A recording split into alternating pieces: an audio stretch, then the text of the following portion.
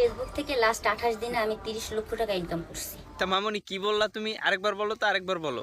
Facebook থেকে last 28 দিনে আমি 30 লক্ষ টাকা ইনকাম করছি। লাস্ট 28 দিনে তুমি 30 লক্ষ টাকা ইনকাম করছো? তো গাইস, আমি তার প্রোফাইল গাইটা দেখি, তার 1.5 লক্ষ ফলোয়ারও এখন পর্যন্ত হয় নাই। আহা, আপনারা দেখতে পাচ্ছেন, আমি স্ক্রিনে দিয়ে দিছি।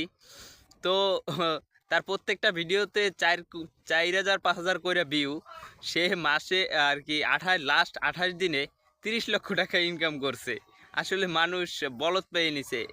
আপনার এখন ফেসবুকে এমনিতেই ইনকাম কমায় দিছে। 1 মিলিয়ন ভিউতে দিচ্ছে হইলো যাইয়ে $10 $12। অনেকটা ভিডিওতে $10 $12 করে দেয়ও না।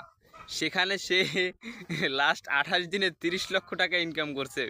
বিষয়টা আপনারা বুঝতে পারেন যে সে কি বলতেছে?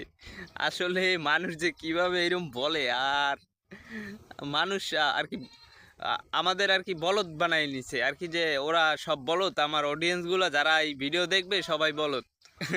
সে একাই চালাক।